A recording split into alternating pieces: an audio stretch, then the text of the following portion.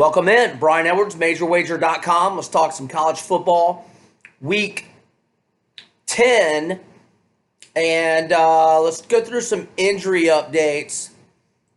To start, we got 3 QBs upgraded to probable today as I'm joining you late Wednesday afternoon. UCLA's Dorian Thompson-Robinson.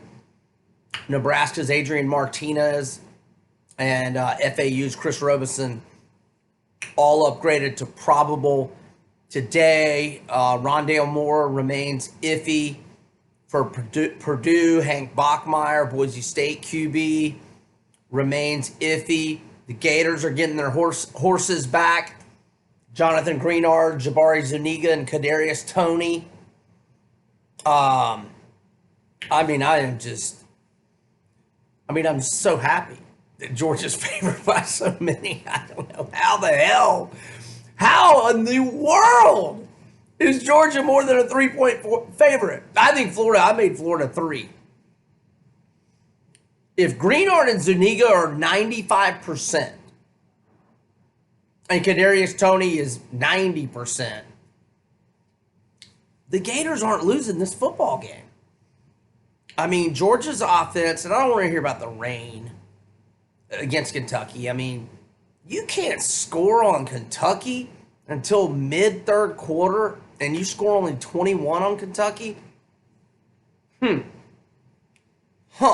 I know you could say, well, what are the Gators? Well, that was when Felipe Franks was playing for 3 quarters and playing poorly. We got a quarterback now. Florida beats Georgia outright this weekend. You can call it a homer pick all you want. Actually, every puppy I've talked to thinks we're winning. But the better team and the team that's playing better, etc., doesn't always win in Jacksonville. But I mean, Florida is the play. Money line as well, but more for money management purposes. On the Gators catching the points. And if it's 6.5, you might as well buy it to 7. I don't think you'll need it, no, but you should buy it anyway. Always buy it to a key number. All right, another underdog I like is the Virginia Tech Hokies. And if you saw them play in September and were unfathomably unimpressed, I think you should give them another shot. And the reason why is they've gone to a new quarterback. Hendon Hooker has started the last 3 games. They've won all 3 games. 7 touchdown passes without an interception, 156 rushing yards, 1 touchdown. As a road underdog under Justin Fuente, Virginia Tech is 4-2, both straight up and against the spread. And since 2013, they're 9-4 against the spread as a road dog. And if you watched Notre Dame play last week, you know they don't need to be favored by 17.5 points over a team with an identical record at 5-2, and a team that's had 2 weeks to prepare for them, and a team that coming in with some confidence, having beaten North Carolina in however many overtimes that game was, 6, I think. But anyway, I like the Hokies plus the 17.5 and a hook in South Bend. I think I'm eating chalk tomorrow night. I'm coming to you on late Wednesday afternoon, so I think I'm eating chalk tomorrow night. By the way, there's going to be bad weather in the App State game versus Georgia Southern up in Boone, North Carolina. 100% chance of rain. Temperatures in the low 30s. 15 to 25 mile an hour winds. But look, App State they don't run it as much as Georgia Southern because Georgia Southern rarely passes it. And Georgia Southern has won 3 in a row, but 2 games in overtime. Soft competition. One was at South Alabama, where App State won 30-3 last week. And the other was over Coastal Carolina at home. And look, Georgia Southern, they were that team I looked at over the summer. They were like plus 20-something in turnover margin. Actually, I could look it up in my Phil Steele mag right now, but I'm not going to do that to you live. And their total yardage, they went 10-3 last year. Their total yardage for the season was only like plus 100 something for a 10-3 team. So you could see that Georgia Southern would potentially regress this year, and they kind of have. Although they have won 3 in a row, they did cover and take Minnesota to the wire at Minnesota in a 35-32 game. Oh, and by the way, Bet Online is the only place I've seen with a number for the Penn State game next week. Both teams are off. Minnesota hosts Penn State. Battle of 8-0 squads, just like we'll have with LSU and Alabama next week. And Bet Online's got Penn State favored by 6.5. I made it 9.5. So I like Penn State at -7 or fewer. There's a -115 price on the Nittany Lions. Okay, as for the aforementioned Alabama game, the Westgate has Alabama -7. I think that's too many. I like LSU to win that game outright, just as I like Florida to beat Georgia outright this week. Tomorrow night, look, it's not so much I wanting to lay so many points with Baylor, because look, in terms of being like a contender, like real, like CFP contender, Baylor's a fraud. But why do we got to piss on their parade? They're 7-0. They're playing great football. Charlie Brewer's the man. 1,866 passing yards, 12-3 TDI&T ratio, 6 rushing touchdowns. 12th in the nation in scoring, 38.9 points per game. 19th in the nation in scoring defense, only giving up 19.1 points per game. So we got that going, but way more than anything. And that's not a huge bet for me tomorrow night, Baylor, but it's a fade of West Virginia. 6 players who were projected defensive starters are either out for the season or no longer with the program. A 7th, starting cornerback Hakeem Bailey, suspended for the first half for targeting in their previous game against Oklahoma. And another key defensive part, Quandarius Qualls, doubtful with an injury. West Virginia has lost 3 games in a row by margins of 11, 24, and 38. They also lost on the road 38-7 at Missouri earlier in the year. I think you lay the points with Baylor. It's Wednesday, as I said, so I still have a lot of handicapping work to do. I really don't have any, big likes to throw out there. I'm a little tempted to go back to Coach Pete in Washington as a home dog like I did against Oregon when I had a bad beat L. I tell you what, if Bachmeier does not get upgraded for Boise, your late night game, 10:30 Eastern on CBS Sports Network, that San Jose State team's been pretty good this year. I might be looking at them plus 17, especially after that dud we saw from Boise at BYU. They're on the road again here. San Jose State 4-4, and they've got their best team they've had since they had Fales, or Fales, the QB, who's in the league. Somebody was going to start him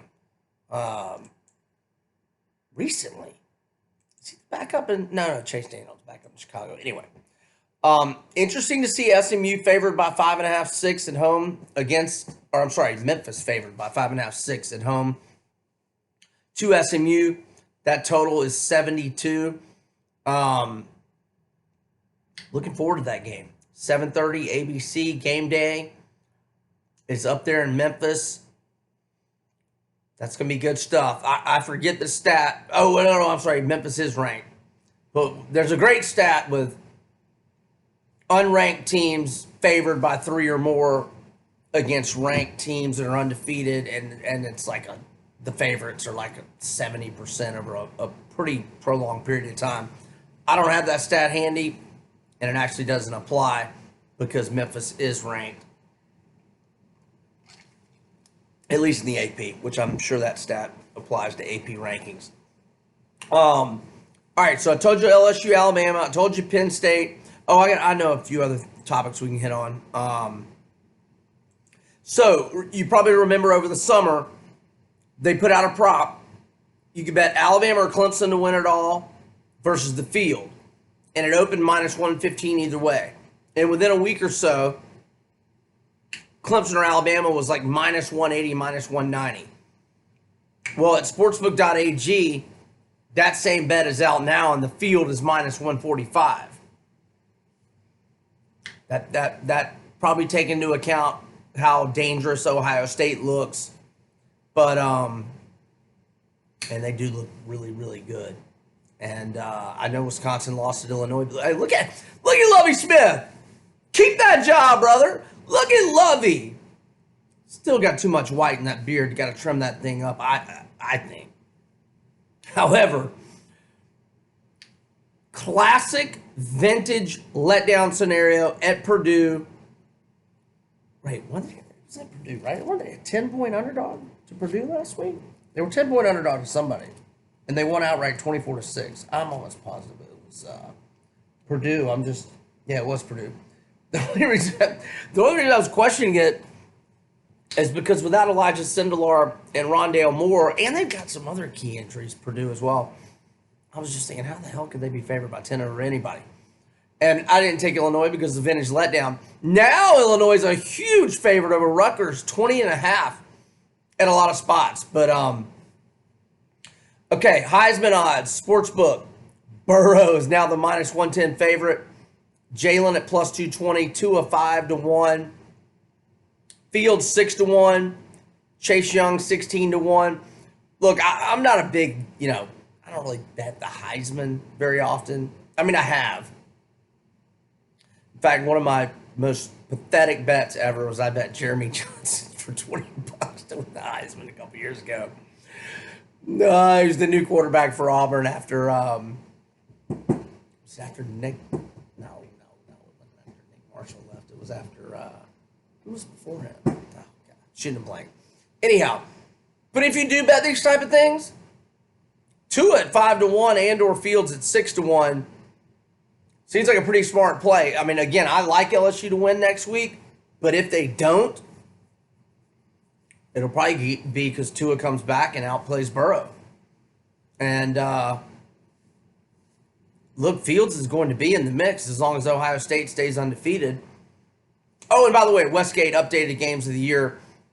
Here, just let me go to that page because we got plenty of them.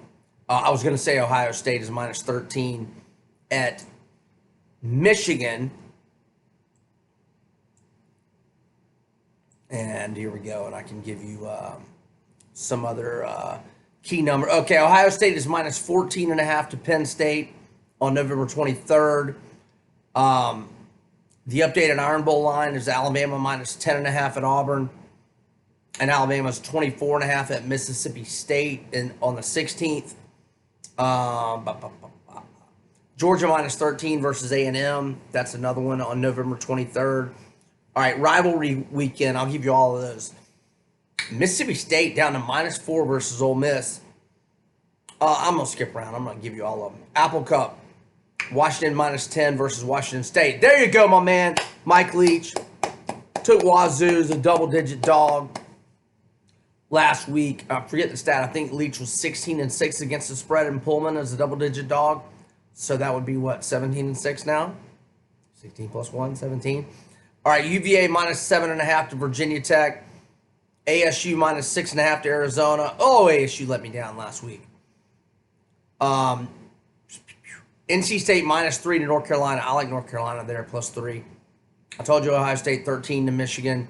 Wisconsin minus 4.5 at Minnesota. Indiana minus 7 at Purdue. Florida minus 17.5 versus the semis. UGA minus 28 at Georgia Tech. Kentucky minus 5.5 versus Louisville. Kind of lean to Louisville there. Scott Satterfield's doing a hell of a job this year. LSU minus 18.5 versus A&M. Clemson minus 20.5 at South Carolina. Tennessee minus 14 versus Vandy. Vandy's beaten them by double digits 3 years in a row. Oklahoma minus 14.5 at Oak State. Give me some pokes there all day. And finally, Navy minus 11 versus Army. That one is December the 14th. All right, we're 15 minutes in. I'm trying to think of just some nuggets or anything from Vandy's had 2 weeks to prepare for South Carolina. Oh, Akron remains winless, straight up and against the spread. Although they do get back their quarterback this week, Cato Nelson, Tallahassee product. Bowling Green is -6 to them. Just letting you know. Man, what a comeback by my boys! Eastern Michigan last week. God, they should have won, though. Should have won outright, but they covered for me in overtime.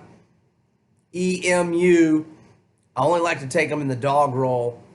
They're basically pick them or a 1-point favorite at home this week. Probably going to stay away. But it's EMU or pick them. Or, I mean, it's EMU or pass. That's for sure.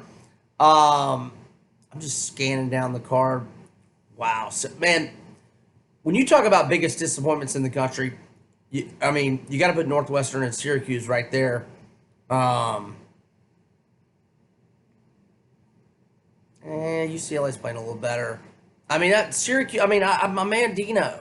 Boy, does he miss Dungy. Eric Dungy, one of the more underrated college football players over the last decade. Oregon's 4.5 to USC. At USC, at the Coliseum.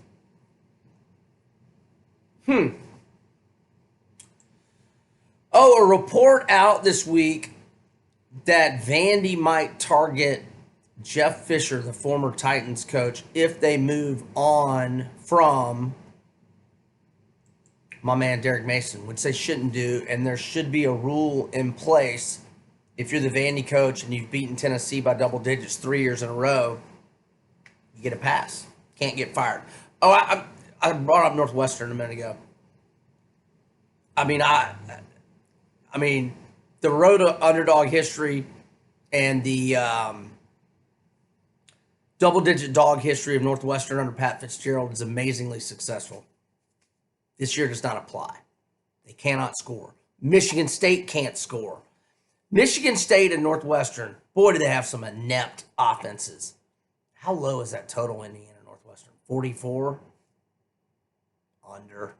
I hate playing unders in college in the low 40s, though. One over that I'm looking at is NC State Wake Forest, and I'm also looking at Wake, but we're still waiting on Jamie Newman. Look, I've said it's not much of a downgrade from Sam Hartman, but it is a slight downgrade.